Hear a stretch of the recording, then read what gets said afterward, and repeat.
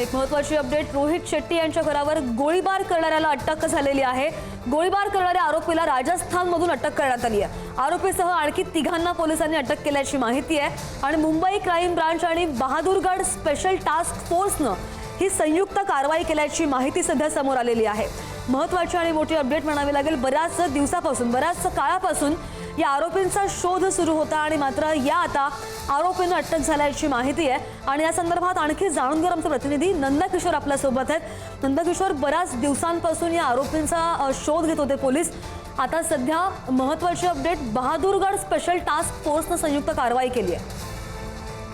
नक्कीच, खरं तर अनेक दिवसांपासून बिश्नोई गँगचे अनेक जे गँगस्टर आहेत ते खरं तर मुंबई क्राईम ब्रांच आणि पोलिसांच्या टार्गेटवरती असलेले आपल्याला पाहायला मिळतात। खरं तर फेब्रुवारीच्या सुरुवातीलाच रोहित शेट्टी यांच्या घरावरती हल्ला करण्यात आलेला होता। एकूण 4 जे राऊंड आहेत त्याकरिता फायर करण्यात आलेला होता आणि जो राऊंड फायर केलेला होता तो मुख्य आरोपी होता, तो राजस्थानमधून खरं तर त्याला अटक झालेली आपल्याला पाहायला मिळते।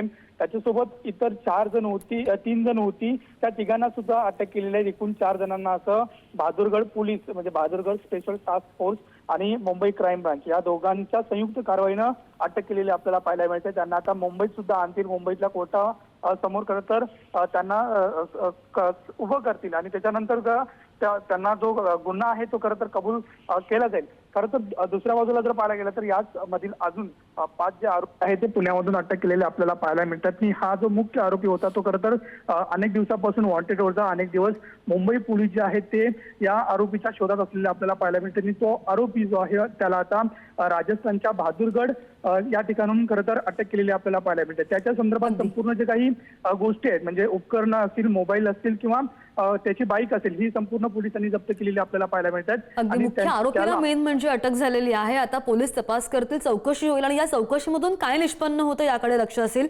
नंदकिशोर, धन्यवाद दिलेल्या सगळ्या सविस्तर अपडेटसाठी।